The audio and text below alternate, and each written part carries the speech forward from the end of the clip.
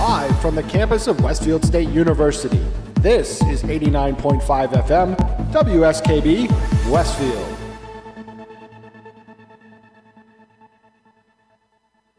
Support for the community programming of WSKB is provided by Bay State Dental. Comprehensive dentistry at 14 convenient locations in Springfield, Chicopee, Longmeadow, West Springfield, Belchertown, East Longmeadow, Ludlow, Northampton, Greenfield, and Wilbraham, as well as 29 Broad Street in Westfield. Bay State Dental makes it a priority to help you achieve and maintain the healthy smile you deserve. On the web at baystatedental.com. We thank the generosity of our underwriters. For more information, please contact the Westfield State Foundation at 413-572-8646.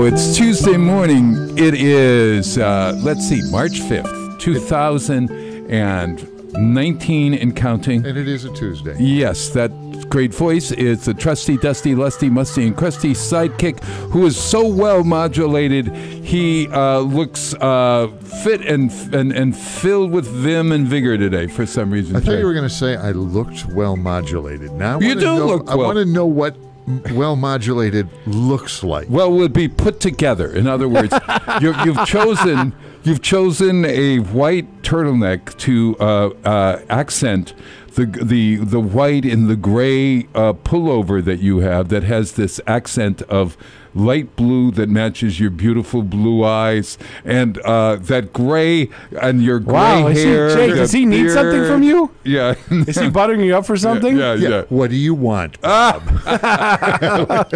That's what well modulated is. Now, talking about well modulated. That and I got a coffee, too. Yeah, I'm going to owe you something, I'm sure, you got a black coffee there, yes.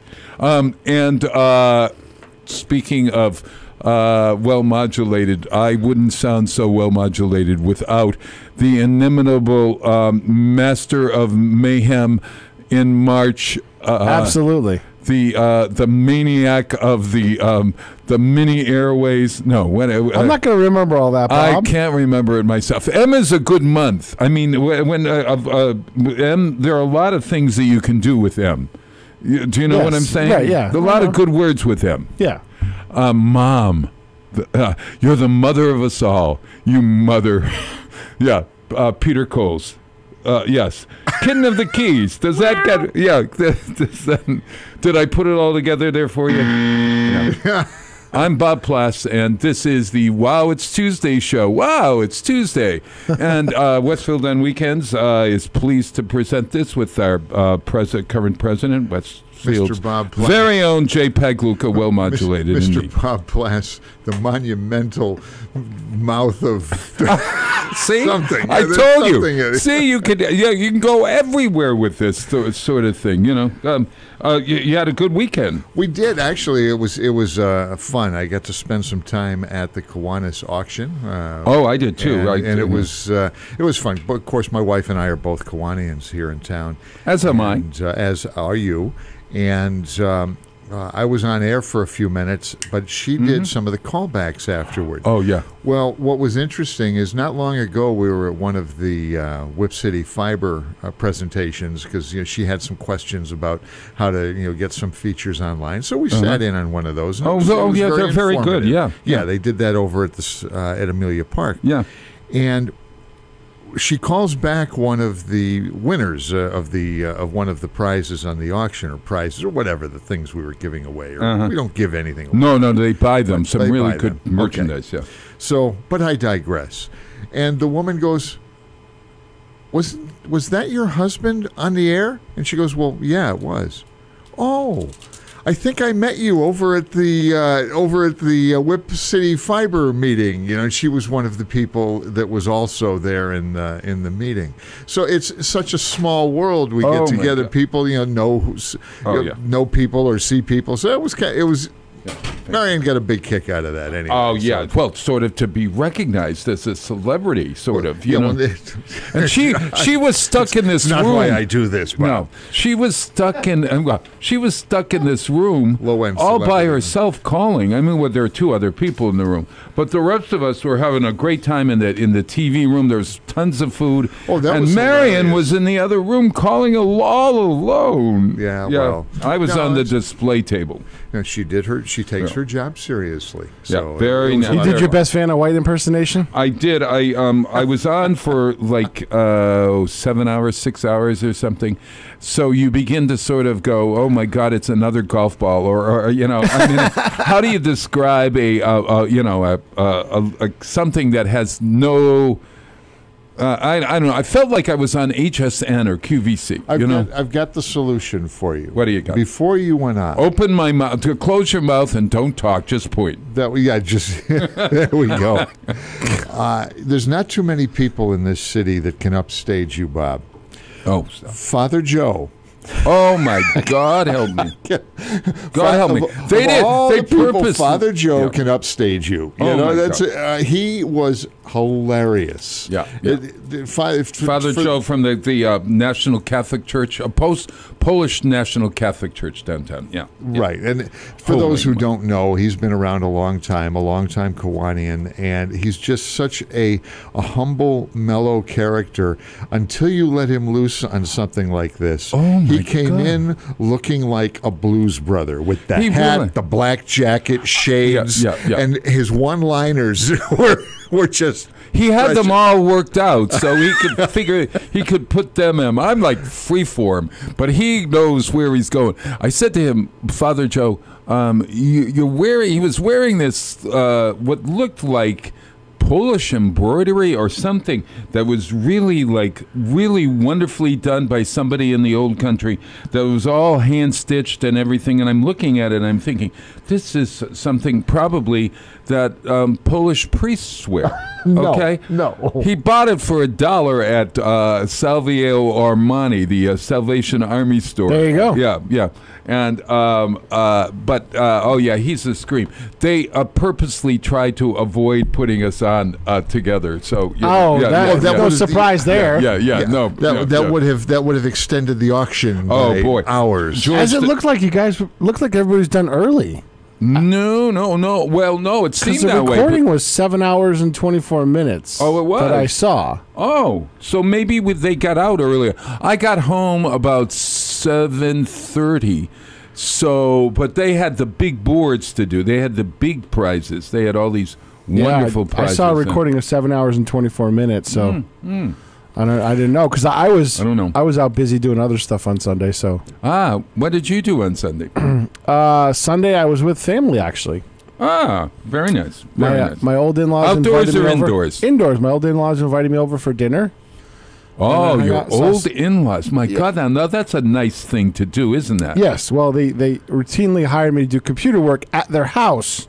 All right. And I go over there and I do stuff for them. You know, they have little tasks for me to do. Uh-huh. And they had Sunday dinner, so I stayed for dinner, and I just had a good time catching up with everybody. Very nice. Very nice. Good seeing my son with his crew cut before he goes off to boot camp in April. Oh, my God. He's joined which service? Army National Guard. Oh, okay. Is that the one at Barnes? He's going to be assigned to that's the Air National Guard primarily. Right. But the Army Aviation has a helicopter unit there, and he's going to be going there as a mechanic. Aviation mechanic. Did he learn helicopter mechanics at Folk Tech by chance? No. He went to Pope Francis. So he's going to learn that in the specialist school after boot camp. Oh, my gosh. He's going to be busy. I said, hey, you know what? He originally thought about criminal justice as a major for college, and I said, you may want to reconsider that and think engineering now. Well, John Velas was on the auction the other day, on Sunday, and he was the last auctioneer because he was on National Guard duty, and he looked so tired, but he was... He had a draw weekend. Oh, my God. After a long... they put them through their paces. John he's a major, isn't he? He's a major. He is now, yeah. You got a field commission. Yeah. He's a major politician, yes. No, he's a major. No, he's a major. I know he's a major. Major. Yeah. He's tireless and he's everywhere. The guy just doesn't slow down. Because he was also at the trivia thing. He popped in there after he got out of draw weekend, too. That's right. Yeah. Tina Gorman and the 350th that was for Friends of the Senior Center. Oh, was it? Yeah.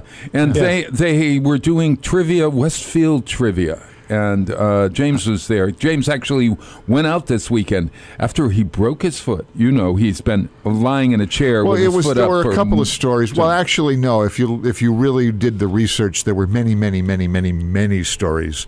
And then it was all about, did he break one foot in many places or both feet everywhere? I know. I heard it was both feet. Yeah. And how do you break both feet? Yeah. One of the stories was both feet. He fractured both of his ankles. Oh, my God. No wonder he's getting postcards. I said, what do you call it? He's getting all these get well cards. You know. Everybody knows James. Thinks that he's up there. Well, actually, he's sitting in a chair. He's watching so much television. His eyes are getting bloodshot. He's watching the computer screen. He's watching every movie that was ever made, reading every book that he can get his hands on. I'm sure Frankie's loving having the attention there. No, because guess who has to walk him 3 times a day? Well, I understand walking, but then Frankie gets all the attention because he probably just sits there right next to him. Oh, he does. He sits there and just stares at this man who doesn't seem to move from the chair, except when you hear the crutches. I'm beginning to feel like Joan Crawford in that movie, Whatever Happened to Baby Jane. I'm telling you. But at any rate... Does James listen to the show? Yeah, no. He's not even... No, later. I give him a little kiss on the forehead and say, goodbye, James. He says, who's on today? And then he rolls over, and that's that. So anyway, Friday night, he finally said, let's go out. So we had been invited to a party. So we went to the party, and he actually had 2 martinis, and I thought to myself, 2 martinis? Oh, my God, he's on crutches, 1 for each foot. And I thought, this is going to do it in. This is going to do us in. But he managed very well. Oh, ye of little faith, Bob Plass. I know, but I know my spouse. We know our spouses, right? You know Marion. 2 martinis might be a light night for James. 3, I think, would probably be the best. I know. Never give my partner more than 2 martinis. Okay. And they have to be appletinis, which just sour appletinis. I hear those are dangerous. Oh, well, they taste... Anything that tastes a little sweeter. They go down really smooth. Oh, no. They make me pucker up. I don't know. You like appletini? Have you ever had an appletini? No, I've kind of devolved into an occasional glass of wine. Oh, you're kidding. You're on the wine? Really? Why? Well, yes, I'm an official whiner. Yeah, just in case anyone was wondering. Wonderful. Hey, everybody, it is March 5th, and you know what? Oh, my God, did I send the wrong? I sent the wrong thing. This doesn't have any of the songs on it, Peter. It does on my email. You want me to reprint it? They might not be the right songs. No, these are the different ones. That's an old one. That's an old one. That's an. You got the right date, March 5th. You just don't have any information. This is an old one. All right, Jay. So can you run down there this time? When I print, I could run down. No, I was just going to pick a different song. Do you know what? Your first song is Wynton Marsalis, "Bourbon Street Parade." Oh, yeah. Do you know why I'm having a song called "Bourbon Street Parade"? Why no, Bob? Why? Well, you're the wine expert. Oh, your bourbon is not wine. That's right. Yeah. 1 bourbon, 1 scotch, 1 beer. That was a different song. Bourbon, scotch, and beer. I can play that. I got it. Yeah, no. New Orleans is celebrating today. New Orleans. Yeah, it's Fat Tuesday. Yeah, it's Fat Tuesday. The beginning of Lent. Lent. Tomorrow is Ash Wednesday. Actually, Ken will also be lamenting later on today. He won't be celebrating because it's the end of Punchki season. Oh, that's right. Because gotta go to Punchki today. you party and then you fast for 6 weeks. 6 weeks from now is Easter. Or 6 weeks from tomorrow. No, it can't be 6 weeks from tomorrow. That would be 4 weeks. 4 weeks from tomorrow is not. It's a Wednesday. Lent is 4 weeks before Easter. Yeah, but 4 weeks would Ish? put it on a Wednesday, not a Sunday. It would be. Do you know what I'm saying? Okay, but maybe it's. I thought it was 40 days, isn't it? 40 It is. days? Oh, it is 40 days before Easter, but it's always on a Wednesday. Yeah. Oh, I see. Okay, Bob, you look it up. I don't. Yeah, 7. I just Ash know Wednesday is always on a Wednesday. Yeah, no, you're right. But I'm trying to figure this out. 40 days before Easter. How many? And you have how many weeks? 49 weeks. For how many? Wait a minute. I thought it was 40 days and 40 nights. 42 and 42. I can't figure this out. You know what I'm saying? If it begins on a Wednesday and ends on a Sunday, it begins on a Wednesday and ends on a. Those are the mysteries of faith. Okay. Where's Father Joe when you need him? Yeah. Let's just play Wynton Marsalis's Bourbon Street Parade.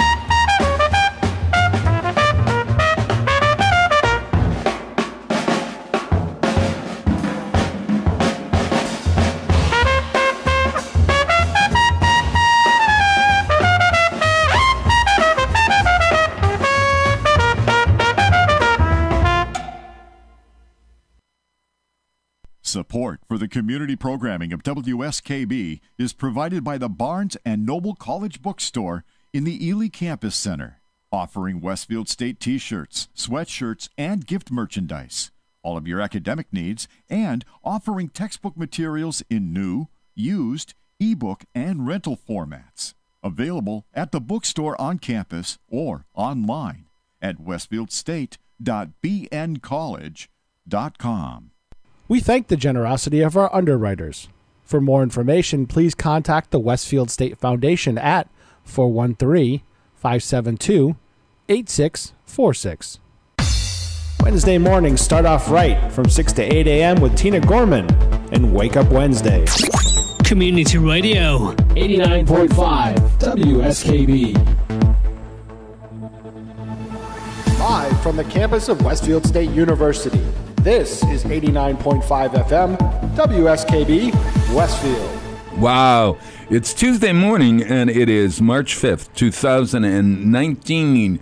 19 years after the millennium started. How do you like that? Next year, we'll be celebrating 20 years after the millennium. Who ever thought?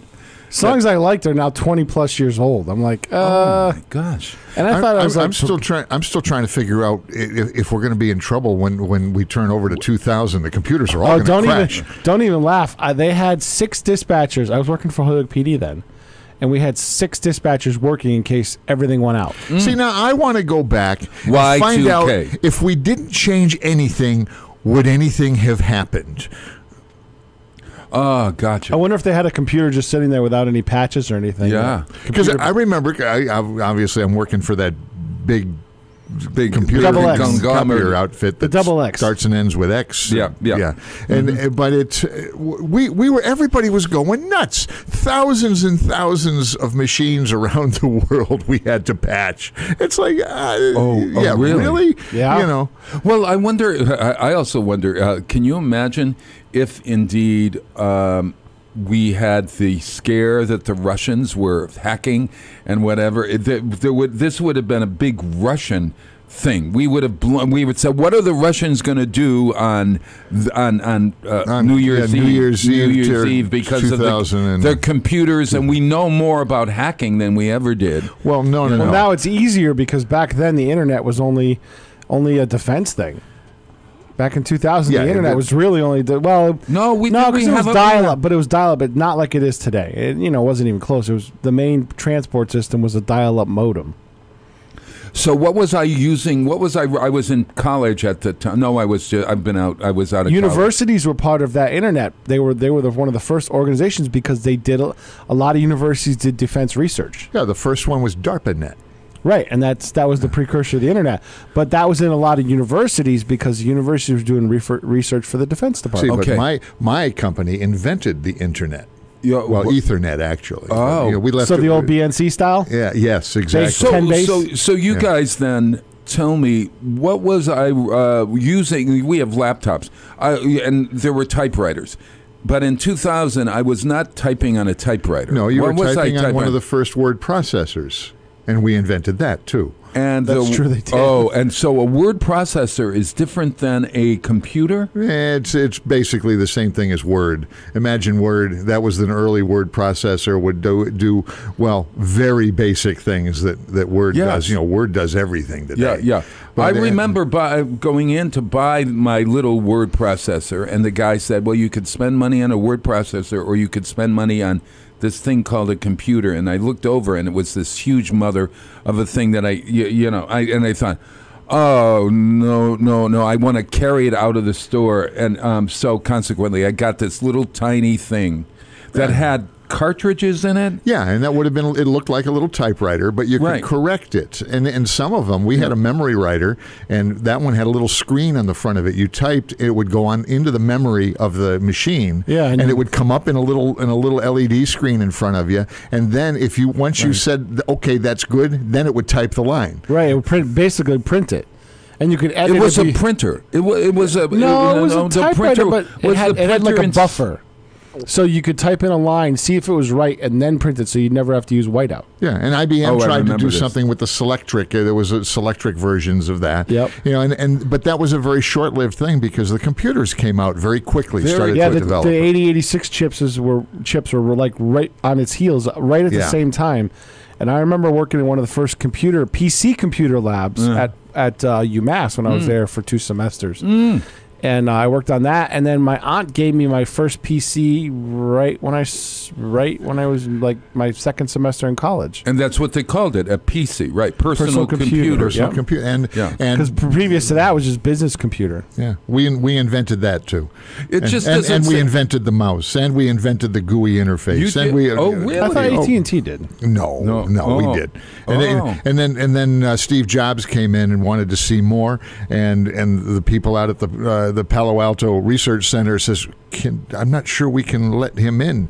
And corporate me said, well, we don't know what to do with that. Yeah, let him take a look, And of course, what did he do with it? Here you go, have fun. Revolutionized the world. Yeah, exactly. What year was it? What was this year? That would have been in the 80s. Like 87? Yeah. Okay, but we're talking 88. 2000 for this kind of like typewriter thing.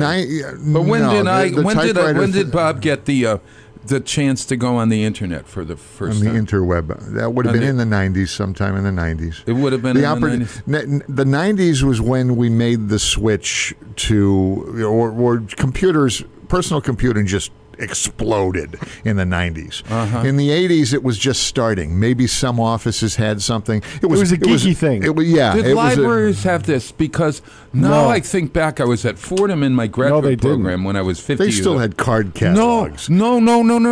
I would go to the library, and I didn't have to look up on a card They had a catalog. terminal. They used to have a terminal. A terminal or something. But that would go back to a mainframe computer. It wasn't a personal computer. Or it was a mini computer somewhere in a back room with a whole bunch of cooling fans. But you basically did a telnet session to a mainframe somewhere. Yeah, that could have been too. Because mini computers were big in the 70s and early 80s. Digital equipment but they weren't just up the road.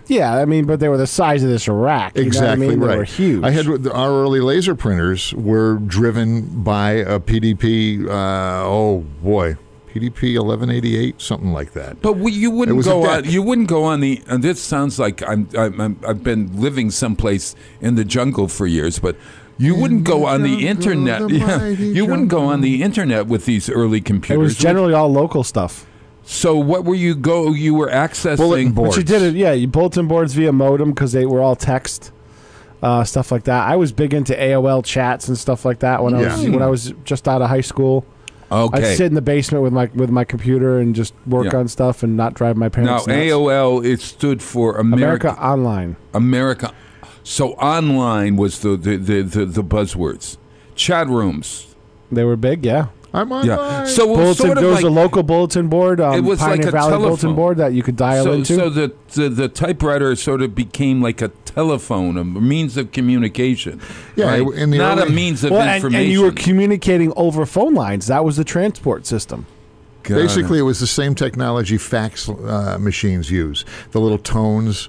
So it was an analog, that screaming little tone that you'd hear when a fax connects. Fascinating. What I didn't know, and I lived through it. And you guys knew it, but the average Joe like me probably had no idea what you know. Oh, we thrived in it. I loved it. Here's what's embarrassing to me is I loved that. I lived it at the very beginning of all of that, but it's just gone way beyond. I remember. It's already passed me by. 20 megabyte hard drive was enormous. Yeah, 20 megabyte. And now what is it?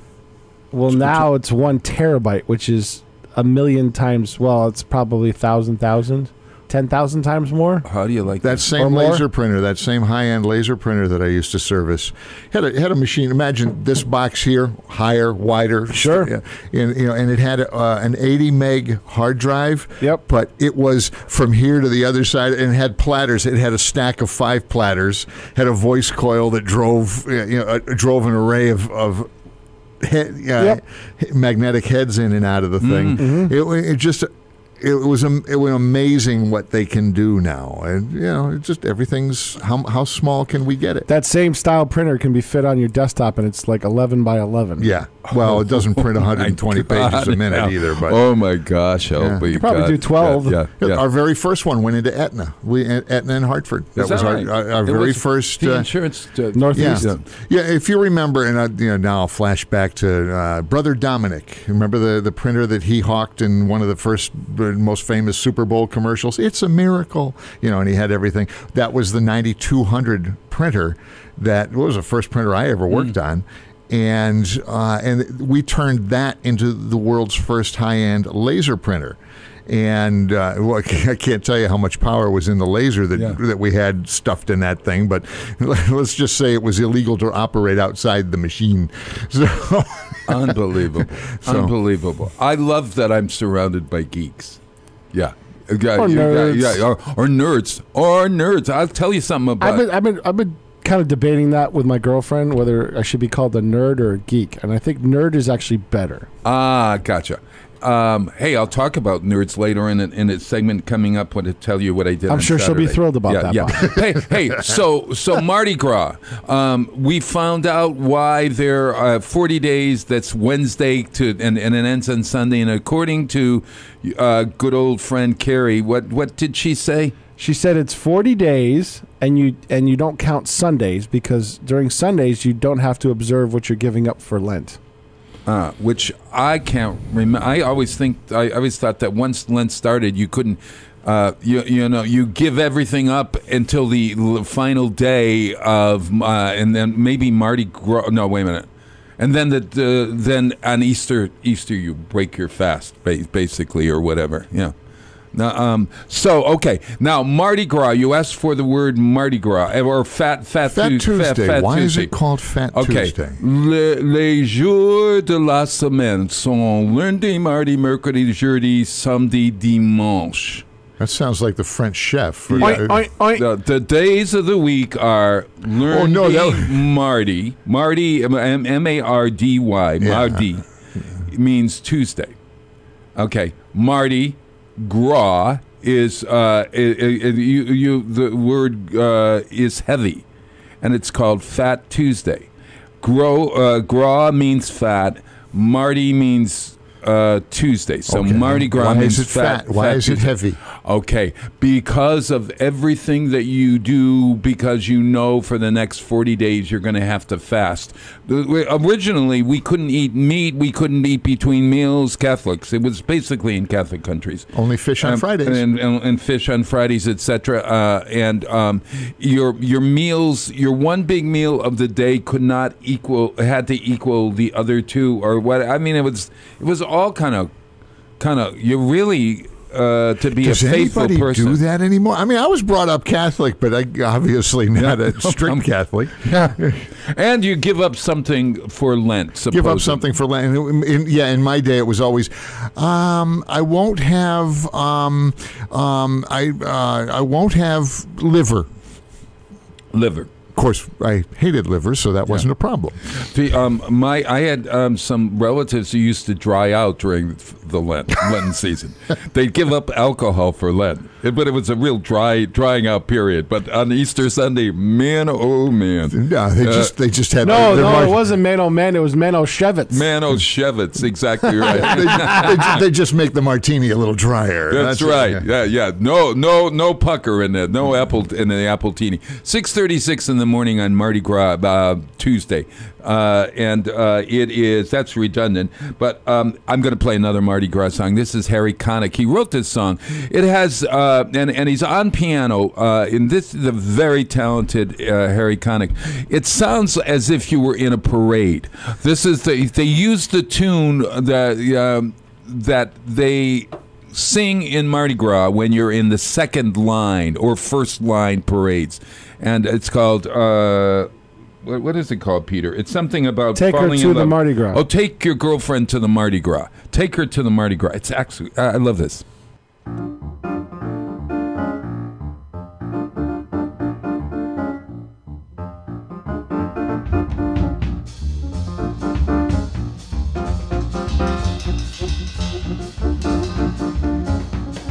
Why you going to the bayou? She don't wanna be by you. If you're gonna waste the day, give her the Mississippi River, the Mississippi River, in a voodoo carry. She'll fret, walking on the banquet, walking on the banquet is too refined for her. Her feet need to be Canal Street, and only on Canal Street will she wanna dance. She's always been partial to a great grand marshal. She'll sing a cappella to dance with the man with that fine umbrella. She's bored, sitting in the third ward. Sitting in the third ward is much too slow. Meet her in a club of St. Peter, and she'll be a little sweeter. Just go ahead and treat her, you'll be so in awe. Take her to the Mardi Gras.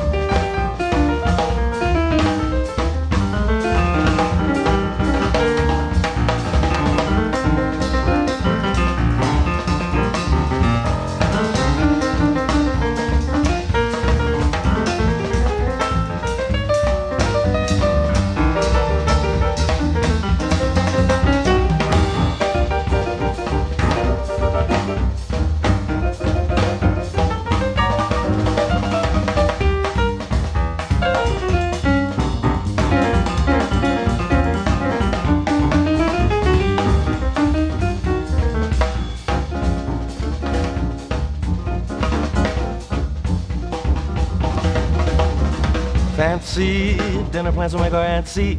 Anyone who knows her can't see that's not a thing. She'll eat okra, turkey, eggs, and pig's feet. Okra, turkey, eggs, and pig's feet in a spicy chicken wing. You'll say when you see a lady who'll say, "Come on, let's have a roulette." She's quite a catch. Step right up. You don't have to put a fight up. All you need to do is light up. You met your match. She'll be in her garters when she walks down Charters. Nothing could elate her greater than a waiter carrying a plate of alligator down Decatur. Brand of a good time is a brass band, which is very middle class and not there for show. They say you can see them in the chimney, and if she could just see them play, it would be the very best day that she ever saw. Take her to the Mardi, take her to the Mardi, take her to the Mardi Gras. Support for the community programming of WSKB is provided by Westfield Bank. For more than 160 years, Westfield Bank has been an important community presence and commercial leader in the Pioneer Valley. With convenient full banking services in Westfield, West Springfield, East Longmeadow, Agawam, Feeding Hills, Springfield, Southwick, as well as Enfield and Granby, Connecticut, visit us on the web at westfieldbank.org. We thank the generosity of our underwriters. For more information, please contact the Westfield State Foundation at 413-572-8646. It's Tuesday morning from 6 till 8. Wow, it's Tuesday with Bob Plass. Community Radio 89.5 WSKB. Live from the campus of Westfield State University, this is 89.5 FM, WSKB, Westfield. Wow, it's Tuesday morning. It is March 5th, 2019. I love when I throw Bob for a loop right before I turn the mic on. Yeah. We were talking about... Nerds. I was talking about the word nerd, and I said, Peter... I know. He said that you and your girlfriend I've were invited her having to call in because she was going to bust my chops, but she hasn't called in yet. So but the difference between a nerd and a geek, right? Well, what is the difference between a nerd? I thought nerd. Well, I've always understood that nerd is less of a derogatory term than geek. Really? Yes. Well, it turns out that the word... Well, who invented the word Grinch? Dr. Seuss, whose birthday it was this past weekend. It was Saturday. Yes. And some mean guy. So Saturday, I learned that Dr. Seuss invented the word nerd. Okay. Because probably he needed a word to rhyme with nerd. I mean, he needed a word. Herd? A word? No. He needed a word to rhyme with word. Oh, he needed a word to rhyme with nerd, so herd, and nerd. And Dr. He was king Seuss, of the rhymes. He could find a way to rhyme anything except orange. Well, he would. I'm sure he would try to find that, because what I read in, I was reading up because I did a reading down at a bookstore, the Blue Umbrella, for the birthday of Dr. Seuss, and I found out that if he couldn't find a word that rhymed, he'd make it up. Yeah, there's nothing wrong with that. Oh, no. He probably added. Absolutely. How many words did he actually add to the English lexicon? Well, several. And nerd and Grinch are the most famous. And he was born in Springfield, Massachusetts. He really didn't have much during his life good to say about Springfield, because somehow or other he had trouble in the school system or something. But his family, the Geisels... What's his real name? Theodore Geisel. Geisel.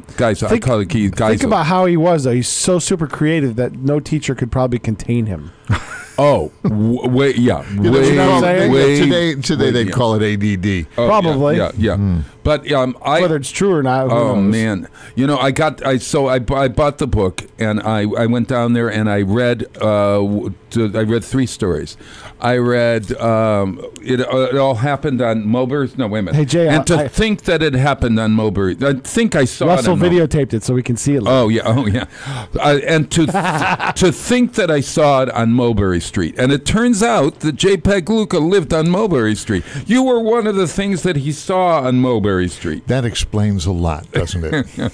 How did you end up on Mulberry? The reason, it's very interesting. I always thought he was living on Mulberry Street when his first 4 years of life were in Springfield, incidentally. Mm-hmm. He was walking down the street, saw me walk out of a house, and says, "There's a story there." That's right. It's exactly right. It's a scary story. They lived on Fairfield Street in Springfield. Not Mulberry Street, but he used to walk down Mulberry Street all the time. And in the poem, he talks about Bliss Street. And he says that at the corner of Mulberry and Bliss, well, Mulberry and Bliss don't meet, but there is a Bliss Street right close to that area in Springfield. It was something about it had to flow better, so That's exactly right. So I ended up reading to think that I saw it on Mulberry Street, and then I did Yertle the Turtle. Oh my God! What a great poem that is. It's about, he wrote it during World War II, and it was about Hitler, basically. It was about you know what happens in Yertle the Turtle? No, I can't remember. I probably read it when I was a kid. Okay, Yertle the Turtle is the king of Salalamand, because he wanted to write pond with something, so it's Salalamand. He's the king of Salalamand, and he wants to be bigger than everybody else. So he stacks up 9 turtles. Okay. Now the little turtle Mac down at the bottom of the stack of thing is really happy to do this, but he asks the king, "Why? I'm in pain. My back is aching and everything." And the king says, "You've got to stay there. It's that, etc., etc." So then Yertle starts to want to get bigger and bigger. So he adds, I think 1,107 or something, or 7,107 turtles, and poor Mac is down there, and he says, "I got to do something," but so he burps, and the whole thing falls down, and then Yertle is the king of the mud and not the king of the pond after that, and it all happened because of a burp. And the interesting thing was, so is that why it's not polite to burp? Well, I don't. The word burp, believe it or not, was challenged by his publisher. They thought the word burp was too not racy or it was a bad word. Vulgar. They probably thought it was vulgar. But he insisted on the word burped in that story. Oh, and so finally, then I read one of the last things they wrote. Oh, the places you go. Oh, the places you will go. Oh my God, it is so wonderful. And then finally, and I'm going to do it right now. But in a couple of years he'll be banned anyways, Bob. So you won't have to worry. Oh, stop it! Stop it! All Look at their TV stories. Oh, stop! So at any rate, Spit and Polish. This is Ted wrote a poem called. Did you ever hear of this poem? Uncle Terwilliger in the Art of Eating Popovers. Well, get this. I like popovers. Popovers. Oh, I love popovers. So what? Tell me what a popover is actually. A whole lot of air.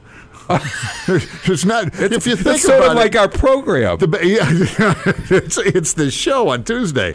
A popover is, and the best ones are huge. But if you open them up, there's nothing in them. Nothing inside. But they got to be hot. It's got to be fresh out of the oven. And you got to open it up and fill it with butter. Oh my God, yes. Yeah. Well, okay, so listen to this. He was asked to do a graduation speech at Lake Forest College in 1977. And so these were his remarks, okay, on June 4th, 1977. And he's speaking to the class, and he says, it seems to be behooving upon me to bring forth great words of wisdom to this graduating class as it leaves the cloistered halls to enter the outside world beyond. Fortunately for you of the graduating class, my wisdom is in short supply, and I have managed to condense everything I know into an epic poem consisting of 14 lines. If I can find it under these robes, I will read it quickly and then sit down. So he rustles through his robes, he picks out the paper, and he writes, the epic poem is entitled, My Uncle Terwilliger on the Art of Eating Popovers. 14 lines. My uncle ordered popovers from the restaurant's bill of fare, and when they were served, he regarded them with a penetrating stare. Then he spoke great words of wisdom as he sat there on that chair. To eat these things, said my uncle, you must exercise great care. You may swallow down what's solid, but you must spit out the air. That's perfect. And as you partake of the world's bill of fare, that's darn good advice to follow. Do a lot of spitting out the hot air, and be careful what you swallow. That describes this show perfectly, doesn't it? I love Dr. Seuss. Happy birthday to Dr. Seuss. But I think he was born in 1904, so he's 115 years old this year. There's this great book that it's called 13 Best Love Stories. Your favorite Seuss. I love it. Pick it That up looks like it's great for reading and showing the pictures and everything. Oh too. My God, he was a great. We had some great authors come out of this area because Shel Silverstein came out of this area too. Oh my God, yeah. Where the Sidewalk Ends. And Eric Carle, the Eric Carle Museum, etc., etc. Hey, 6:50 in the morning. I want to play another song. Let's see what I got. Oh, do you know what it means to miss New Orleans? Yeah. It's one of my favorite songs about New Orleans. I've never been there. I haven't either, but I watched Treme, that great series. Oh God, you got to look for it. Treme is spelled Treme. Looks like Treem. All right, Megan, are you taking notes? Oh God, watch this series. You'll know all about Mardi Gras and New Orleans and jazz musicians in New Orleans. This is one of the greatest jazz musicians in New Orleans singing, do you know what it means to be in New Orleans, to miss New Orleans? Here he is, Louis Armstrong.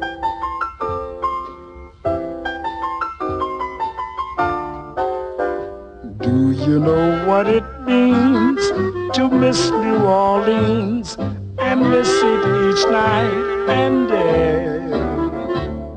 I know I'm not wrong. The feeling's getting stronger the longer I stay away. Miss the moss-covered vines, the tall sugar pines, where mockingbirds used to sing. And I'd like to see the lazy Mississippi hurrying into spring. Oh, the Mardi Gras, the memories of Creole's tunes that fill the air. I dream dream of old yanders in June, and soon I'm wishing that I were there. Do you know what it means to miss New Orleans when that's where you left your heart? There's something more. I miss the one I kept more than I miss New Orleans.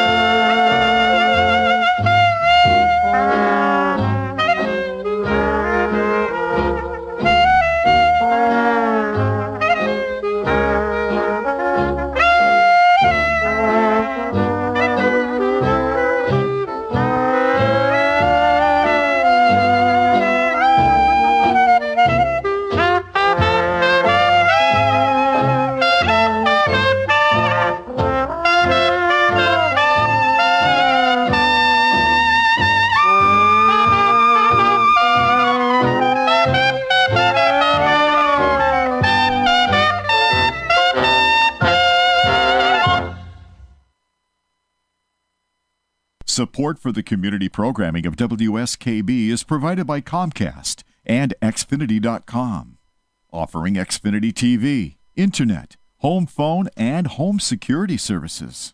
Information on all that Xfinity has to offer in the Westfield area is available online at Xfinity.com. We thank the generosity of our underwriters. For more information, please contact the Westfield State Foundation at 413-572-8646. Discussions of local politics, events, happenings, and miscellany potpourri. Ken's Den, Tuesday, 8 to 10. Live from the campus of Westfield State University, this is 89.5 FM, WSKB, Westfield. Wow, it's Tuesday morning, and it is Mardi Gras Tuesday, and it's Mardi Gras in this room. Unfortunately, Jay Pegluka is stepping on out I don't of the see place. any punchkis. Yeah. But yeah, no. Well, no. Didn't we find a place in Chicopee where they sell them year round? I'll have to ask Kenny when he gets I there. I can't remember if it was Kenny that found that out or somebody found it out. So I'll tease Kenny if he doesn't know. What's the difference between a punchki and a donut? It's a lot of butter. It's heavier. A lot more butter. Yeah. Talk about heavy Tuesday, Fat Tuesday. so it's worse for you. Okay, got it. Mother, it's a lot more butter in the dough than a regular. Read better. Picture this. Take a pound of lard and put it in your hand. Okay. All right. And it weighs it down. You could probably get exercise by the punchki. Pick up a box of punchkis in the Big Y, and you see. No. If I pick them up, I'll buy them, and if I buy them, I'll eat them. Oh my God! Terrible idea. Not only are they're not like a popover. They're filled with stuff, creams and stuff. Holy mother! That other voice you're hearing here this morning is none other than George Delisle. He's returned to the scene of the crime. The grand poobah of Kiwanians. Yeah. Now you That's are true. Yeah. Jay is going off. George is going to be my sidekick here for the next hour. We're talking to Mark Auerbach, the first half hour. Right.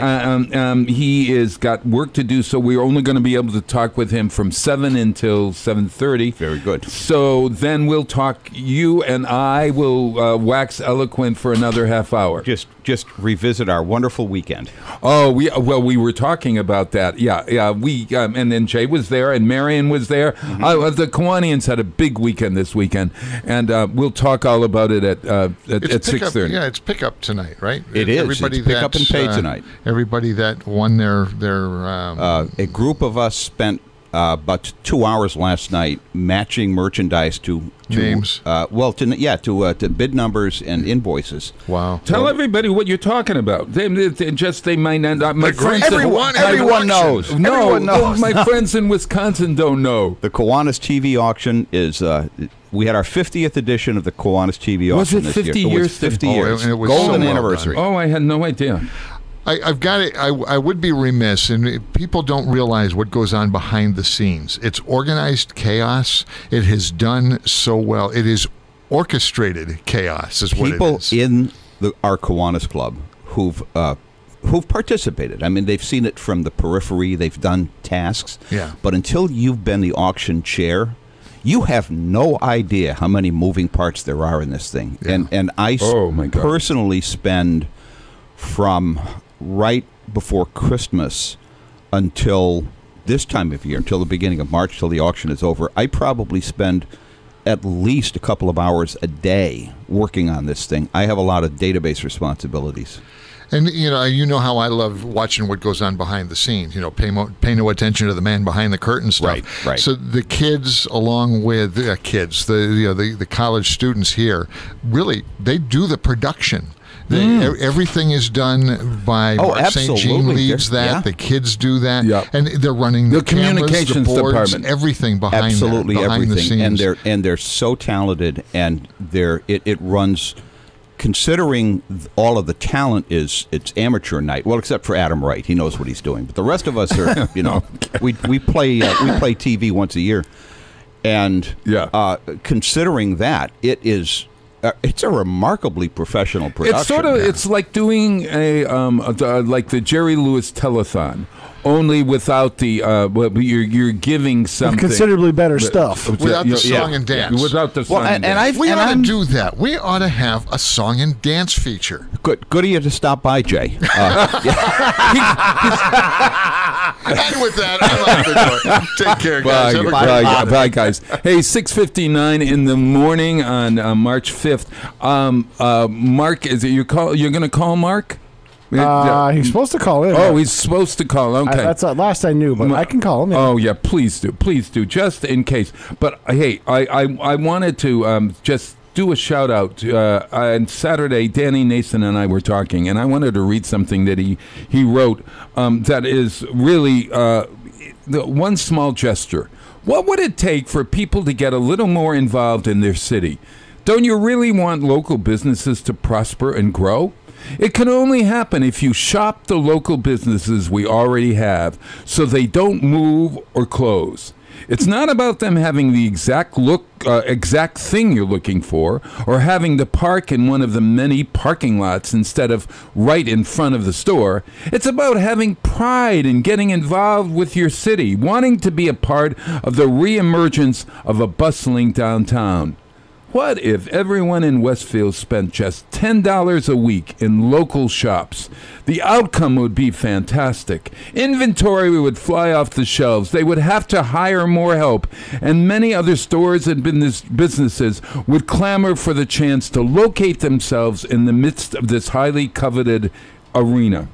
Please don't say downtown has nothing to offer. Who doesn't like cupcakes, pizzas, or farm-to-table food? A haircut, a style or coloring, a hairstyle or coloring, insurance, banking, clothes altered, books, groceries, a lawyer, a photograph taken, a card or a gift, take an arts and crafts class, buy an antique, visit a church or the women's club or the Athenaeum, window shop, or walk in one of the parks. Westfield has so much to offer. What are you waiting for? Get involved, be part of the solution. You live here. And I add, get out there and shop downtown. And I really believe that's my new push for the new year, is to get to shop local and to come on downtown and help us keep every shop down there alive. My wife observed this last week that downtown looks a lot more healthy than the Westfield shops. Oh, it does. Oh, there we go. They've lost a lot of big retailers down there. They're over half empty. They're more than half empty. It's not pretty. And at the same time, the Westfield shops downtown is adding Store after there's store almost after store. There's almost nothing available if you really look. There's almost no storefronts north of the railroad bridge. Yeah, there's almost no storefronts available. There's almost. I'm sorry. South of the railroad bridge, there's very, very little available. Yeah, right now. Which is great. Yeah. So, Danny Nathan, thank you for that because that was as good as Dr. Seuss. I tell you, he writes really well. He didn't rhyme. He didn't rhyme. So. Well, we'll come up with a rhyme for downtown. At any rate, 7:02 in the morning. Hey, we are we going to go directly to Mark? He's going to call us back, so let's go to the break. Okay, so, this is Chicago, and we've got a concert with Chicago coming up. What exactly is that date? It's March. It's in March. We got to find out what that date is. It's on the poster, but we had other posters around here. Oh my God, we have to find it because Jay is part of that whole thing. It's to fund or help to fund the auxiliary police in the great town of Westfield. And, there it is. What's the date there, my friend? April 12th, 2019. Right. So get your tickets for this. It's the Chicago Total Access Concert. So I just finished watching a documentary in Chicago. I'm going to play their song, Good for Nothing. You good for nothing person, you are George Delisle. Thank you for being here. Well, I'm retired. I'm allowed to be good for nothing. You're good. You're good, and I'm for nothing. Here's Good for Nothing, Chicago.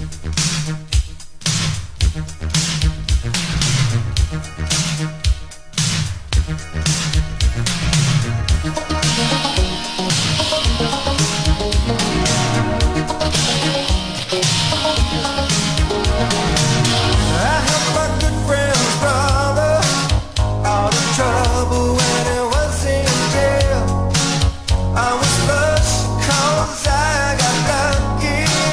Paid his lawyer.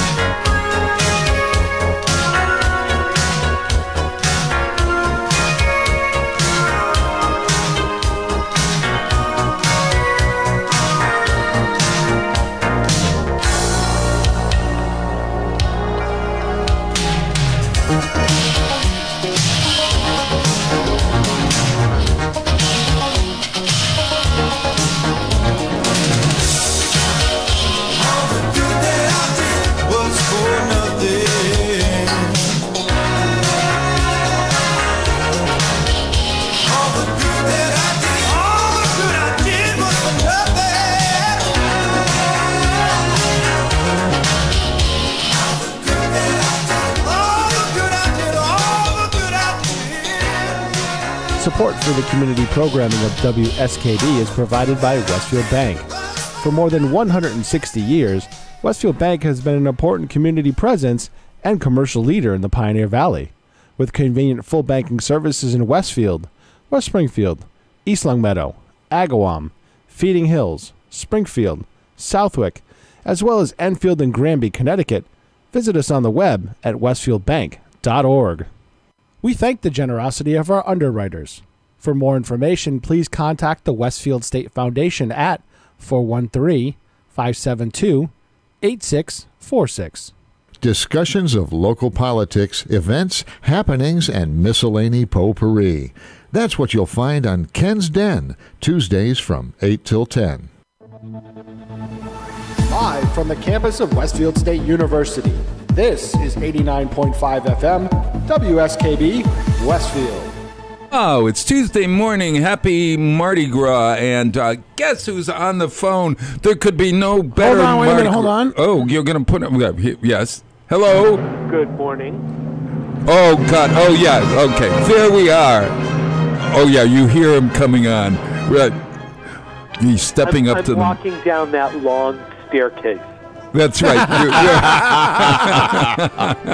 That's awesome. With the red carpeting. Speaking of Mardi Gras, you are the walking Mardi Gras. I am. I've got beads around my neck for days.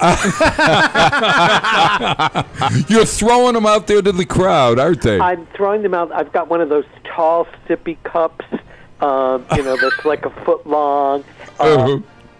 I've been to Mardi Gras, so I know. Oh, you do? Oh, my God. See, I haven't been. None of us have been. None of us have George been. Delisle is here. Mark Auerbach on the phone, critic extraordinaire. Hi. So you've been to Mardi Gras? I went to Mardi Gras. I used to work in Houston, and Southwest Airlines flew from Houston to New Orleans for $19. Oh, wow. So I thought I would just go for the day. I remember getting there. I went with a group of people from work. Right. One person had been before. I had never been to New Orleans. And I love New Orleans a lot. I thought Mardi Gras was just a little too hectic for me. But if you're claustrophobic, is it a good place to be? No, it's because the streets in the quarter are very narrow. So if you don't like being jostled by people, it's like being in Times Square on New Year's Eve. Right. Okay. Wow. And they allow people to drink on the street there, am I right? Well, they do anyway. Oh, they do? If you're not driving and you're in the French Quarter, you can take your drink and walk from club to club. Or at least you could then. Yeah. No, you can still bar hop. But it's a party city. At least parts of it are, and part of it is a working city. It's got some beautiful neighborhoods in it, the Garden District near Tulane University, and the Faubourg Marigny, the towns on the opposite side of the Mississippi, Gretna, absolutely beautiful and historic. And there are plenty of bayous and swamps for people who want to get out of town. With alligators. Yeah, of course. Oh, yeah, yes, yeah. And those wonderful, you know what I love? Did you ever see that Treme, the miniseries on Netflix or HBO? I think it's on Netflix, you can get it. But check it out, Treme. And Treme is all about the food and music scene in New Orleans. You ever seen that, Marco? I've never seen it, but I got to say the food scene was and is just unbelievable. You've got the Cajuns, who are the French who settled in the bayous, and you have the Creoles, who are French with a mix of West Indies, and you've got the classical French food, and it all mingles together. And I mean, some of the food is to die for. Their version of a donut is called a beignet. Oh, beignet, yes. And you can buy them in a couple of places, but when they're hot, right out of the oven and dusted with confectioner's sugar, there's just nothing like it. And it's you mean it beats a punchki? I guess it does. Hey, I wondered that whether New Orleans is the kind of place that other than Mardi Gras, it's still a party town in its own way. Well, I don't know. I mean, when I did a lot of work in the late 90s for AOL, and one of our team leaders lived outside of New Orleans, and so every quarter we would have a team meeting, and somebody would host it in the community where they lived. I had the whole team up here to Western Mass, and we went to Northampton and Shelburne Falls, and people got a taste of New England, and I did it in October so they could see foliage. This one guy did it in New Orleans, and I found that there were parts of the city that were very quiet outside of Mardi Gras, but they're, like any other city, there are the bars and there are the clubs. Yeah, and you can go there and have that, or you could go and go for the history. It feels like a European town. Parts of it do. I mean, there's a lot of history. One of the things that I had never been to the Bayou. And so these friends took me to Jean Lafitte National Park, which is about 20 minutes from downtown. There are sections of these swamps off the Mississippi where you can see the skyline of New Orleans in the background. And we walked on these wooden plank walkways. And as we went, we stopped at a supermarket and we picked up a couple of chickens. Not baked, but fresh. Raw chickens? Raw fresh chickens. And you fed the alligators and the crocodiles. Yeah, gator bait. Yeah, it was bait. And this good guy lunch. took a Cornish game hen and tossed it into the bayou, and there must have been 30 alligators chasing for it. I had never seen that. Oh my God! Yeah, I had never seen people shrimping before, and how it was done. And I mean, it's a culture outside of the downtown that's much different than anything we all grew up with. Wow, we just have to go. Some year we'll go down. I'll wear my beads and my feathers and my my costume. Well, that sounds perfect. All right. Okay. Hey, but meanwhile, up here in this area on Fat Tuesday, there's lots happening. What do you get going there, Marco? Well, there's not a lot happening today. No, there's nothing happening? Well, there's got to be something happening somewhere. But, as we're zooming into spring, which is hard to believe with all that fresh snow on the ground, there are 4 or 5 really good theater things happening this month in March. Oh, yeah. There's a North American premiere of a comedy called Jeeves and Wooster in Perfect Nonsense. Now, say that again. Jeeves and Wooster in Perfect Nonsense. It is the Olivier Award-winning best comedy on the London stage, and it is based on the books of P.G. Wodehouse, and it comes to Hartford Stage at the end of the month with a Broadway-bound cast, which includes Eddie Corbett, and people that saw The Drowsy Chaperone, he was the best man in that, and he played in the original production of Assassins, Giuseppe Zangara, who was tried to assassinate FDR. And he's Eddie Corbett. Eddie Corbett is starring in that. And that opens pretty soon, March 21st at Hartford Stage. So Jeeves and Wooster. Now, have you ever heard of Jeeves? They've seen it on PBS, George? There was a musical called By Jeeves. Jeeves is a famous character in British literature or British humor by P.G. Wodehouse. Right. And this play he's a butler or something, isn't he? Yes. Yeah. So this play is a 3-character play. It's a farce set backstage where these 3 people are trying to put together a play called Perfect Nonsense. That's all I know about it. And it's not a musical. It's a straight play. Non-musical. It got reviews in London. It may still be running. It won the Olivier Award, which is their version of the Tonys. And so the North American premiere is coming to Hartford Stage. Wow. Does that open soon, or is it? It opens on March 21st. March 21st. Okay, so got it. It's only here for a few weeks. So I suggest if it's something you think you're interested in, go ahead and get tickets. at hartfordstage.org. Yeah. Now, Hartford Stage has a penchant for sending shows to Broadway that do really well. They what last year or 2 years ago, you said one of the best musicals you ever saw went to Broadway from Hartford Stage. What was that? That was Anastasia. Yeah. And the year before, they sent A Gentleman's Guide to Love and Murder to Broadway, and that won the Tony Award for Best Musical. And the end of this season, in May, they are doing the world premiere of a new musical written by the people who wrote Grey Gardens. It's called The Flamingo Kid. It's based on a movie that I remember lot of people this. are familiar with. The Flamingo Kid. I think, what was the... Oh, maybe I'm confusing it with the Karate Kid. I was going to say that, yeah. It's not... What's his name? The young guy that was in Donnie... What's the guy's name that was the Karate Kid? Ralph Macchio. Ralph Macchio. Wasn't he in the Flamingo Kid? Or was you're out of my area. James Dean, was he in? No.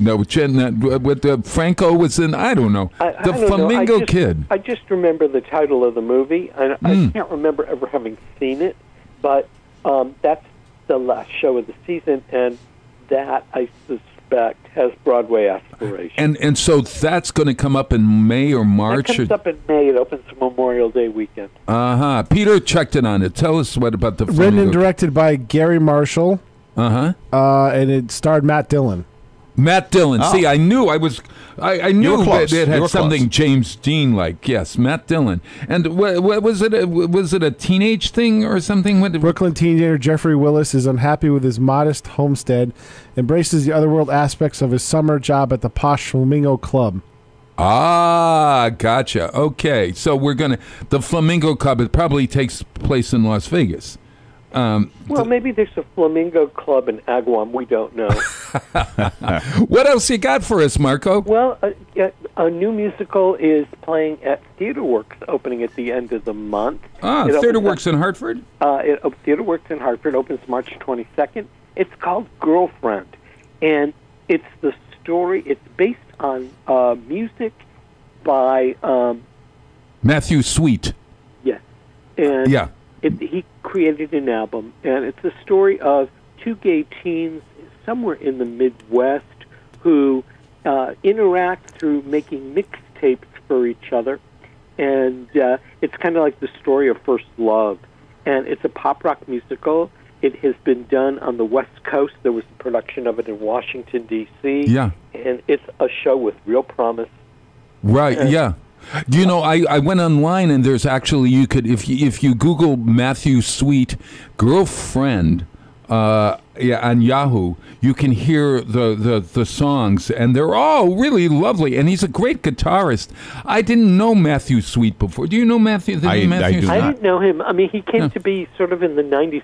I just did a story on it that'll run next week in Westfield News. And I put a link to some of his songs that are on YouTube, and his music is great. Yeah, very, very lovely. I was going to play one of them, but we really didn't have time for that, so I'll play it at another time when you come on. But anyway, Girlfriend is coming to Theater Works, and Theater Works will present it at the Wadsworth Athenaeum because Theater Works is renovating its building. So at so you could go to the Wadsworth Athenaeum, which is like this great phenomenal art museum. There? Not for many years, but I love the place. Yeah, so you could go to the art show and then see this. I'm not sure that the exhibits are open at night. Oh, got it. But before and during matinees, you could. Yeah. And anyway, that's at Theater Works, and then. The Bushnell's got a lot of Broadway coming the next couple of months, and they've got two shows headed in. Next week is Rent, the 20th anniversary tour, and then at the end of the month, Beautiful, the Carole King musical, both of which are awesome. Rent really was the Hamilton of its day. Oh, it really was. And in fact, I don't know. Did you see Rent when it was on TV recently, George? Yeah, I didn't care for it. Okay, you can safely assume when you ask me a question like that, the answer is going to be no. All right. Just saying. George is it on TV. You didn't like it on television. No, but I saw it the first go-round, and I stood in line to go see it because it was such a hot show.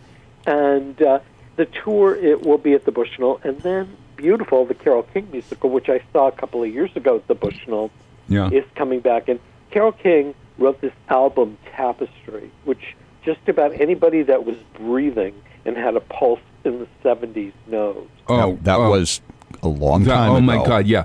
Those songs on that Tapestry album, every one of them just like resonates for that time period, you know. This is the story of her life, and she's still alive, but it talks about how she wrote for other people and finally came into her own.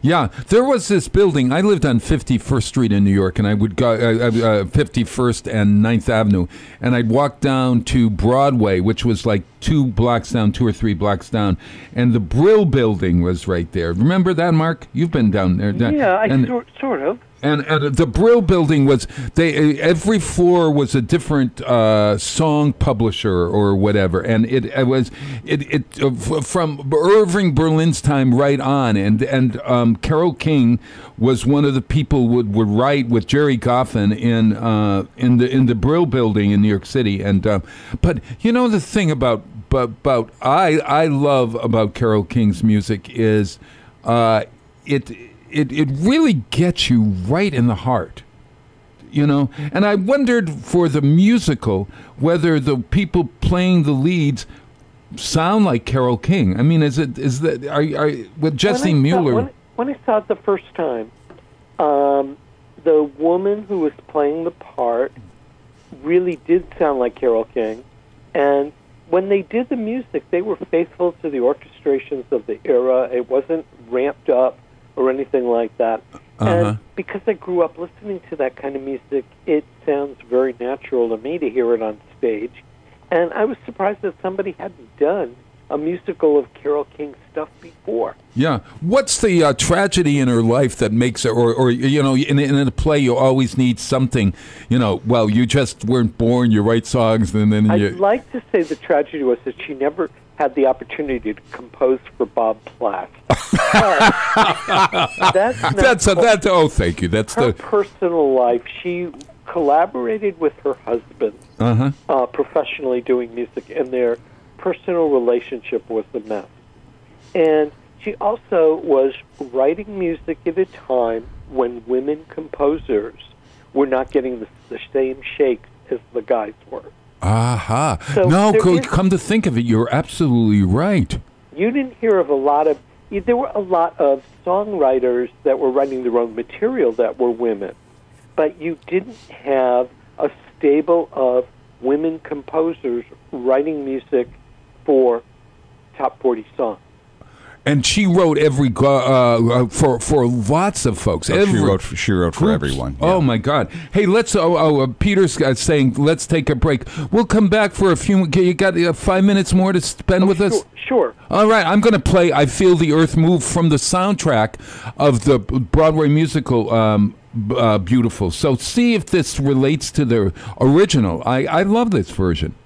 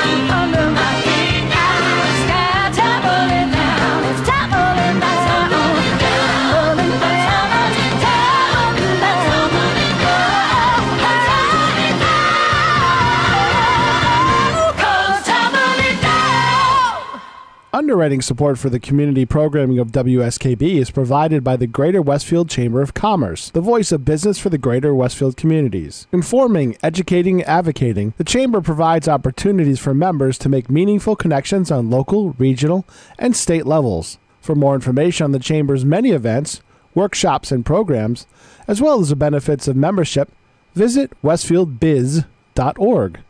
The Chamber focuses on the most important economy, yours. We thank the generosity of our underwriters. For more information, please contact the Westfield State Foundation at 413-572-8646. Friday mornings is something different on 89.5 FM. It's JP's Talk About Town. Community Radio. 89.5 WSKB. Live from the campus of Westfield State University. This is 89.5 FM, WSKB, Westfield. Wow, it's Tuesday morning, March 5th, and we are here in the studio with George Delisle, our great friend. Hi, George. And on the phone is our critic extraordinaire, Mark Auerbach. Mark, Jesse Mueller was the voice behind Carole King in that show. And you know what I found? That the large orchestra playing that song, I mean, really added to the excitement. So I guess that there is something to be said for doing the original orchestrations, but beefing it up with an orchestra. Well, yeah, and, it's something that can really enhance the music, and it's beefed up with a Broadway sound. So I think that old ears and young ears will like it. Yeah. Hey, I wondered, Andre Previn died this week. Yes, he did, and he wrote. He was a really prolific composer. Oh, I couldn't believe this. Yes. Oh, yeah. Yeah. Do you know Andre Previn? How do you know him, George? I'm old. I'm old. I've been around a while. Andre Previn was, what was he? 60s and 70s. What type of music do you think of him? Everything. Oh, he did everything. I mean, it's serious. He did not classical, but he did classical. He did some classical. Music.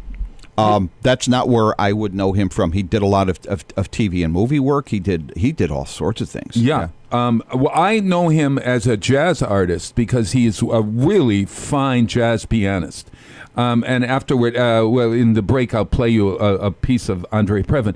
But Mark, he had a really interesting in the history of Broadway. He, I think, had at least one musical, that particular that tell us about that one musical. Well, he had one musical that appeared in London called Good Companions, which was scheduled to come to New York, and for reasons unknown, it didn't. But he wrote a musical biography of Coco Chanel, in which Katharine Hepburn appeared and was nominated for her only Tony Award in a musical. Can you imagine Katharine Hepburn singing? Well, she can't sing. Which how does she in a musical? If you Google Katharine Hepburn in Coco, C-O-C-O. Yeah, C-O-C-O, the story of Coco Chanel, you'll find a clip from her performing a scene on the Tony Awards, and it was the scene where Coco is now very famous, and it's in her salon, and models are exhibiting her spring collection. Michael Bennett did the choreography for Coco, and the scene is stunning. And Michael Bennett is the choreographer of Chorus Line. Chorus Line and Dreamgirls. And Katharine Hepburn as Coco Chanel tries to get her way through a song, and bless her heart, she cannot sing. Oh my God! And there's a cast album of it, but somehow or other, she does Rex Harrison better than Rex Harrison. Well, yeah, she's kind of like, I mean, there were non-singers that had made their way to Broadway, like Lauren Bacall, who could speak their way through a song, or Rex Harrison, and Katharine Hepburn was one of them. And Coco, when she left the show, other actresses took over the lead, and the show didn't last at that point. Yeah. But they could sing, and the score is really kind of nice. Oh, it's a very fine score, and I'll tell you something. She's pretty exciting. She doesn't dance either. I mean, like there was maybe about, if you Google the Coco thing from the Tonys, she's walking around the stage looking at the models, and the models are really something else.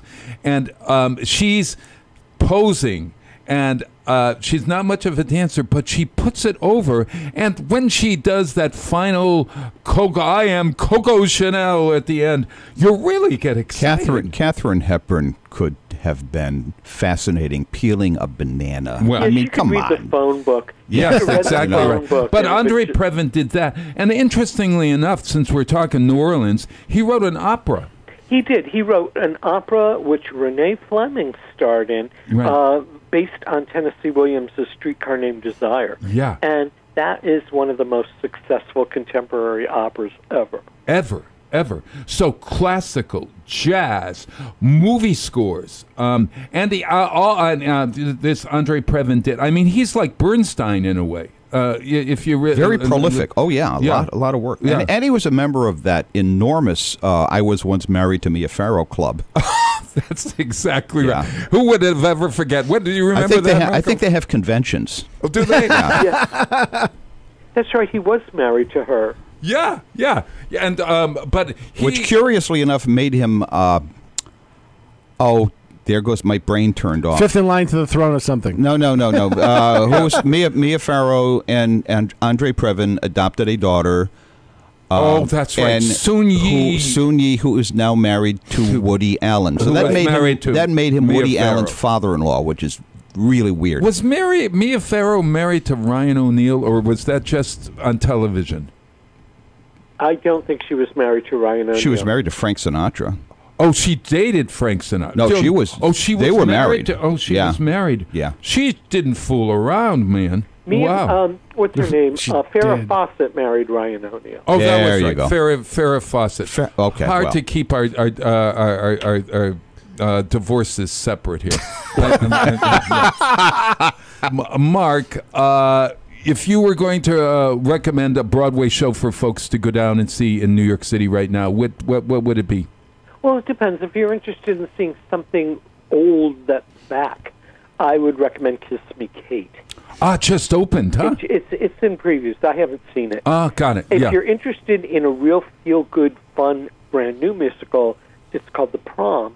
And it's the story of a group of out-of-work, grade B Broadway and Hollywood actors that are looking for a political cause. And they find out that there's a lesbian couple that aren't being allowed to attend their high school prom. And they go to this small town to rally their support for this couple, and in the meantime get themselves in the spotlight. And it stars Beth Level, and it is one of the funniest shows I've ever seen. That sounds like a funny premise, actually. Oh, my God, yeah. Good music, solid music. Great music, great dancing. The prom numbers are just phenomenal. It's choreographed and staged by Casey Nicolau, who staged the Book of Mormon. Yeah. Now, if you want Shakespeare, Glenda Jackson. I can't believe that she's still alive. Glenda Jackson is still alive, and she's now performing. Question marks over my head too, George? No. I mean, I know who we're talking about, but I'm trying to get in my. I'm trying to fix her time period in my head. I don't know how old she is. She was a movie star in the 60s, 70s, and early 80s, and she quit showbiz to become a member of British Parliament. That's right. She ended her Parliament reign a few years ago. She returned to the London stage in King Lear, which is she's going to do on Broadway. Yeah. And she returned to Broadway last year in an Edward Albee play called Three Tall Women. And she's in her mid-80s. Yes. But she is one of the best actresses of our generation. Sunday, Bloody Sunday. I'm trying to think of the Women in Love. And A Touch of Class with George Segal. A Touch of Class with George Segal. So tell me, was she actually an elected member of She was an elected member of Parliament. She was very politically active. And she got in, and she said, I'm going to put my showbiz career on hold and do this, and she was very effective in Parliament. Yep, she served in the Labour Party. Wow. And so now she's playing the male role. It's sort of like when women play Hamlet. Hamlet was written for a man, but it can certainly be played by a woman. And King Lear was written for a man, but boy, I bet she's giving the performance of a lifetime there as King Lear. I would assume she is. And I mean, it was done in London, and she got reviews that were phenomenal. And I would love to see it. Yeah. Hey, Marco, I'm going to play Andre Previn's jazz version of "I Could Have Danced All Night." My Fair Lady is something you can see on Broadway. You sure can, with Lauren Benanti as Eliza Doolittle. And who is wasn't Diana Rigg in that, or is she still? Was, but she's gone. Rosemary Harris, I believe, took over the part of Mrs. Higgins. Oh wow, another diva from England. Yeah. Wow. So this is we're going to say goodbye, Marco. Next time we'll talk to you by your pool. I know what the sun is out, but you're too busy celebrating Mardi Gras. I'm so busy celebrating Mardi Gras, and when I left town, there was just too much snow at the pool, and I wasn't going to shovel a place to my space alone. So let's just hope that. I mean, I'll be back in town to do my radio show on Friday morning. Yeah, tell us who's on it. Well, I've got two people on it. One is a young guy named Jared Gravely, who is part of a quintet of a cappella singers called the Highline Vocal Jazz Group. Ooh, that sounds They great. come from the Connecticut Repertory Theater and Nutmeg Summer Theater Series, and they are superb. And then the Wham Theater is celebrating its 10th anniversary, and their founder and artistic director, Kristen Van Ginhoven, is going to preview their season. Wham is Wellfleet Harbor? No, Wham is in Western Mass. And it is. It's on a the pictures. women's theater company. I shouldn't call it that because it is plays written by and created by women for audiences of all genders. I mean, they did the story about Ann Richards, the Texas governor, last year. Yeah. And they're doing their opening play is about the mother of Winston Churchill, who was an American. Sarah Churchill. I think her name is Sarah. If I'm not, I do believe you're right. Jenny, but I haven't seen the press release. She was an American, and you'll she find out to Winston Churchill. You'll find out about it on Friday. Wow. Hey, would you when you're talking to them about that, would you find out why do all babies look like Winston Churchill? That's what I want to know. At any rate. Hey, Marco, great to talk with you. Get back there throwing those Mardi Gras beads. I will. I'll bring some Mardi Gras beads to the studio. I love it. Take care, guys. See you guys. Bye. Bye, Mark. Hey, everybody, I'm going to play Andre Previn's version of I Could Have Danced All Night. It sounds off-key, but really it all works. It's really great.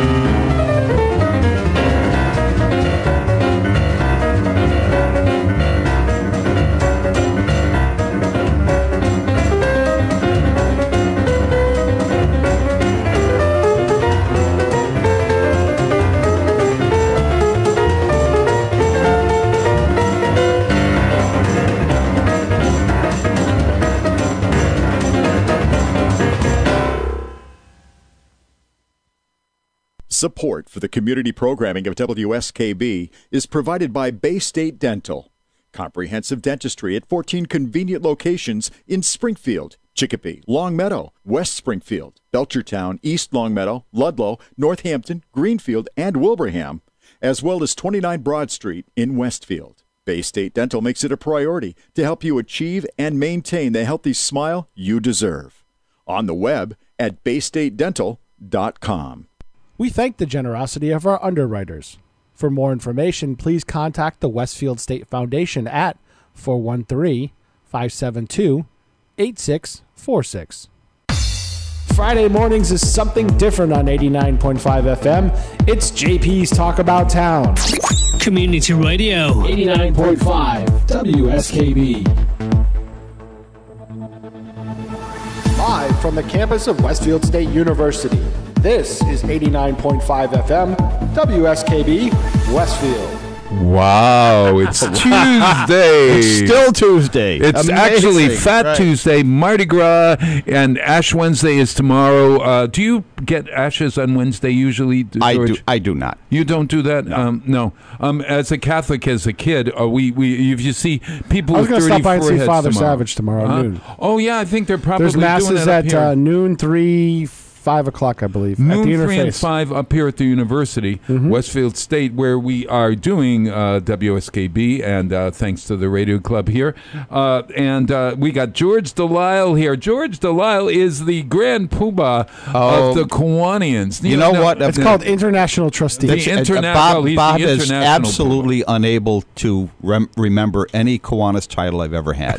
Right. Every time he introduces me, he makes up a new title. And Past governor. Yeah, oh my God. I'm okay. Past governor.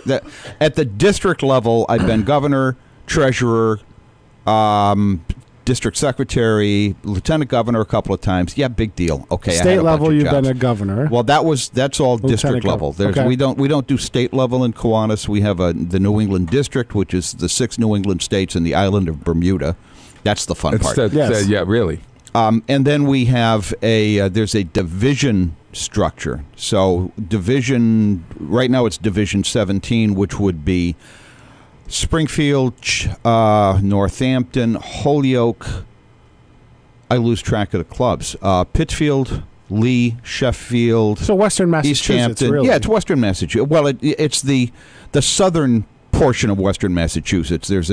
Anyway, Gina, my ex-wife. Ex-wife? What do you mean you're No. I have an ex-wife. Gina's my last wife. I cannot believe that. Well, if she's listening, I'm a dead man. I nearly fell off my chair.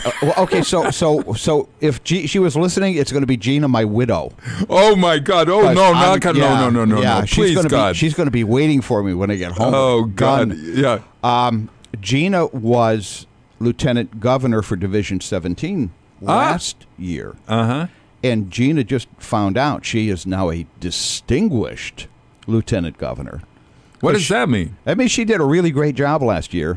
And her husband built her a new Kiwanis club in Northampton. You are responsible for the Northampton Kiwanis. I am. Yeah, but because now you are on the International Board of Kiwanis. I'm now what's called an international trustee. So I'm a member of one of 15 people on the International Board of Directors that manages the affairs of Kiwanis worldwide. Okay, so Kiwanis is a worldwide organization. Kiwanis means it's an Indian name. Kiwanis is an Atchaput Indian word, and usually when I'm out talking to Kiwanis groups, I tell them that it's an Indian word that means we drink. Now, I remember this story. Yeah, that's not what it really means. It's allegedly, and I say allegedly because nobody's really sure about this. Yeah. It's supposed to be derived from an Atchaput Indian phrase, Nunk Kiwanis, which they say means we build or we make a big noise, depending on how it's pronounced. It was come up with by the Detroit City Librarian in 1915 at the founding of the organization. Really? Yes. The organization was originally known as the Supreme Lodge Benevolent Order Brothers. Seriously. What a mouthful. And at the first meeting, somebody stood up and said, we got to change the name of this thing. I don't want to be known as a Bob. Benevolent Order Brothers. Oh, he didn't want to. He didn't want to be a Bob. Oh, I got it. I have enough trouble with my being a Bob. But you might have been able to get a royalty. At this point. No, did they have was it one of those organizations that had handshakes and you wore Jackie Gleason with a coonskin cap to the best Shriners? Of my knowledge, Kiwanis was not founded as a fraternal organization per se. It was founded as a businessmen's group with an insurance benefit. Oh, you get all these people together, and you could get it was something like that. That was buy insurance. That's how it started initially. In Detroit in 1915. Yeah, the Detroit #1 club is still going strong. Wild, and they're still around, and they're more than 100 years old. And you said it's international, so could you go anywhere and find We're in 82 countries. How many? We're in 82 countries. 82 countries. I have Kiwanis friends in Nepal. I have Kiwanis friends all over Europe, all over Asia.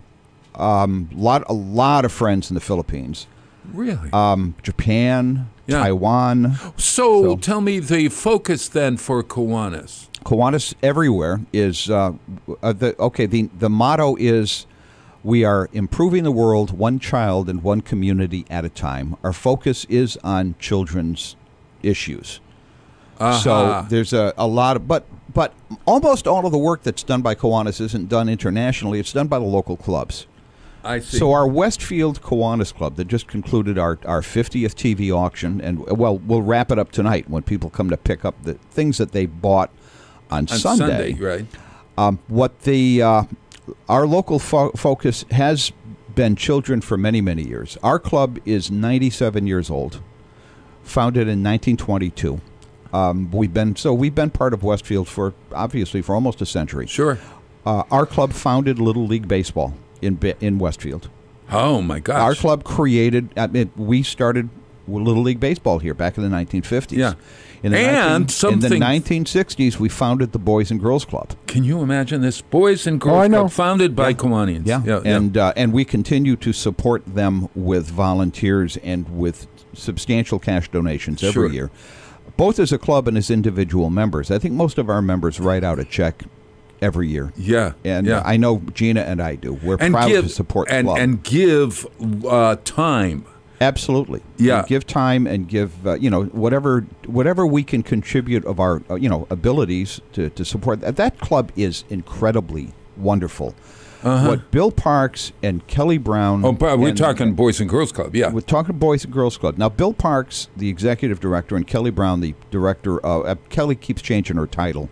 She's like you. I'll give her a title. I'm going to start calling her the Grand Poobah because she does so much over the Boys and Girls Club. But there are hundreds of local children who pass through the doors of that Boys and Girls Club every single week. It gives them a place to go. It gives them a place to feel like family. It gives them a place to develop as people. Right. They can learn new skills. They can make new friends. It's just a phenomenal, nurturing, wonderful environment for our kids, and that is so important. And it's so important as part of the Westfield community. We could not do without it. Right, exactly. So and it all started back, when was the Boys and Girls Club? Mid-'60s, I think. Mid-'60s. It was Frank Pollard, who's still around, and a few other Kiwanians who really, really got into this thing deep. And its first location was on Free Street, where the Samaritan Inn is, correct? I'm going to take your word on that. I believe that's where they started. I'm not a townie, so... got it. Yeah. Hey, so the auction, you were successful this year. We believe we set a record, and I'm not going to throw a number out at you, but we've been incrementally doing a little bit better, a little bit better, a little bit better. I think we did our best ever this year. What did you make last year? I think last year we netted out in the mid-40s. 40-some odd thousand dollars. Yeah, in that ballpark, and our net this year looks better than that. And that is basically given directly to programming for children. All of it goes. We don't keep anything. We have no paid staff. No one in the Kiwanis Club takes any money personally out of anything that we do. It all goes back out the door in the form of grants or in the form of direct-to-program. So the Kiwanis Club sponsors, I think, 5 K-Kids clubs in elementary schools around the town, and there's one at the Boys and Girls Club as well. So this is a service club for elementary school-aged kids. Service club so you get people to know that volunteerism right from the very beginning of their and these time these children do their own fundraising. They plan their own programs. Now, some of the programs they'll raise money to buy books for the school library or something like that. But they decide. It's a student-led organization. The kids make the decisions. At the middle school level, we have builders clubs both at the Westfield Intermediate School and at the Westfield Middle School. I'm the advisor for the middle school. My wife, Jean, is the advisor for the intermediate school. And we actually had a young lady. Shout out to Mark French, the advertising manager. I met his daughter. His daughter, his 9-year-old daughter, was a guest auctioneer on Sunday, and she was phenomenal. I couldn't believe it. She had so much poise, and she's 9, and Bob. She was so proud of being a Kiwanian. But she's the president of the Southampton Road K-Kids. How do you like that? And next year she will be at the intermediate school, and she's already told us she's going to be joining Builders Club. Oh, my God. I invited her to be on the radio because I thought she'd be a lot of fun. She's able to speak and whatever. Now, you have a high school program, and you also have Circle K up here at the Westfield State University. At the high school level, it's called Key Club. And we have Key Clubs at all 3 high schools here. We have one at St. Mary's, we have one at Westfield High School, and we have one at the Technical Academy. And I get it. Same thing. It's part of Kiwanis. They plan and carry out their own service programs.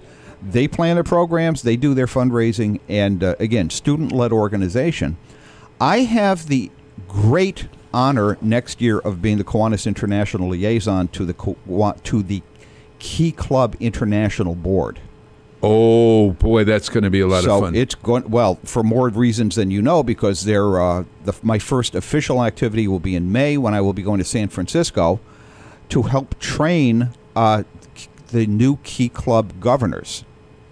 Yeah. So Key Club has the same organizational structure as Kiwanis does. So there are districts. Each district has a governor. We will be electing a New England and Bermuda Key Club governor in April in Springfield at our district convention. Right. And that new governor will be going to San Francisco, and I will see him or her there, and I'll get to participate in their training. And enjoy San Francisco. That's one of the benefits. Hey, we're going to take a break. Live in concert, Chicago Total Access. It's a benefit concert for the Westfield Police Auxiliary. It happens April 12th at 7:30 at Westfield Technical Academy, April 12th. And you can buy your tickets at purplepass.com. And you can get them at Rocky's Ace Hardware. And it's a benefit for the great police of Westfield, the Westfield Police Auxiliary. I'm going to play another Chicago song. This is a rare demo of Hard Habit to Break. Great song.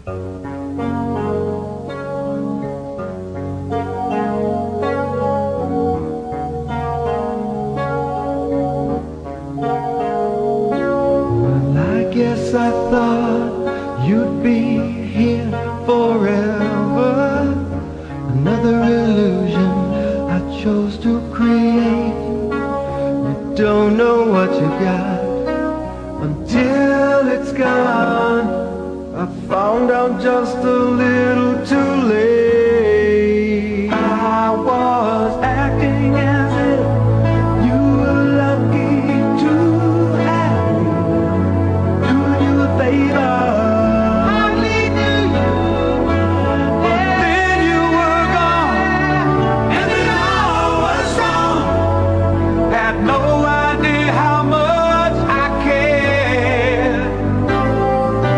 Being without you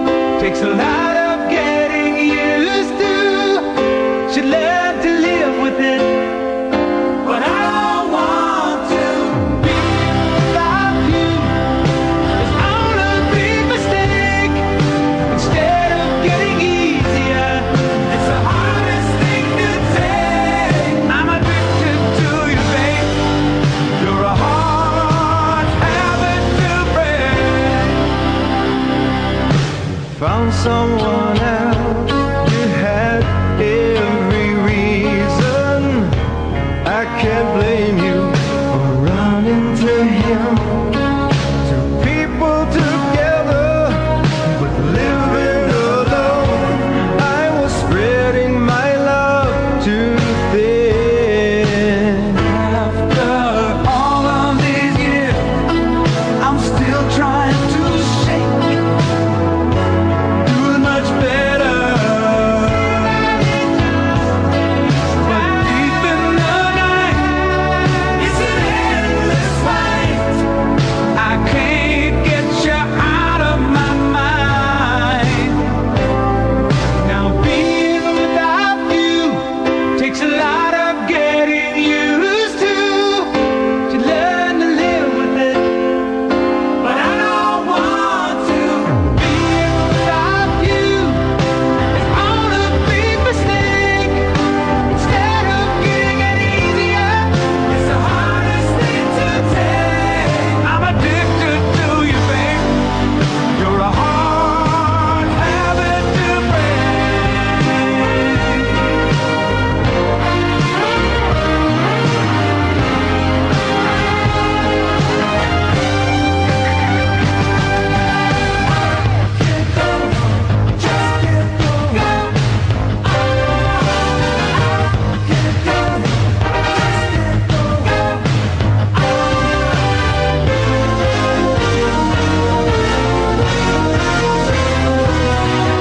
Being without you takes a lot of getting used to.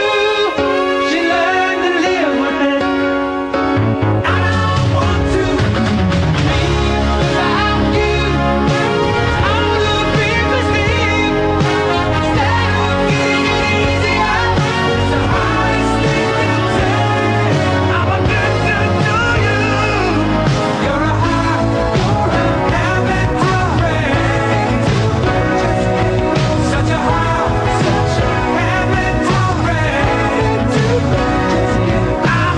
addicted to you. You're a habit to break. Such a habit to break. I'm addicted to you, baby. You're a habit to break. Such a habit to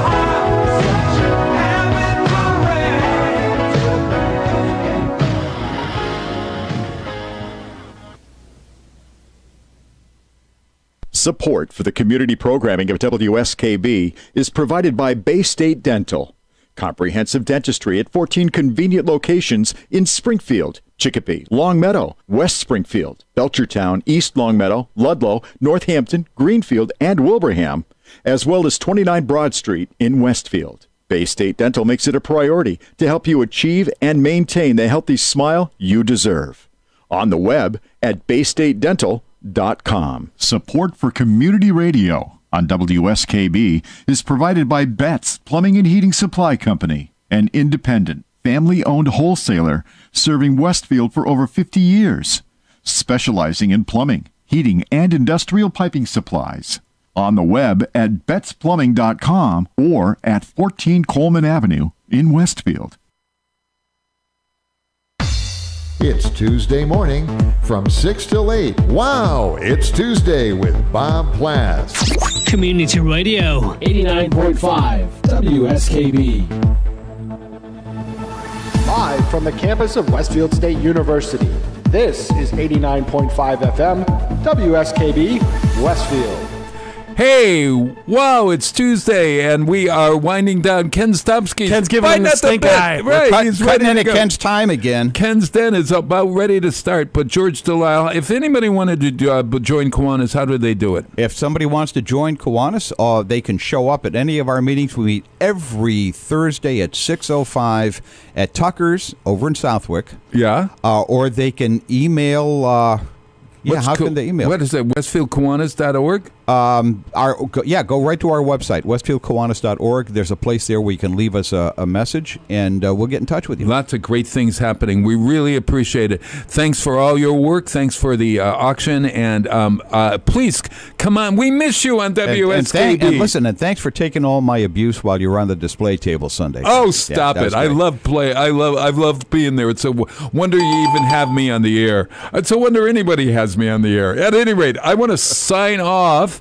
And are we playing the Bieber song or not? No. Oh, okay. Hey, it's Justin Bieber's birthday.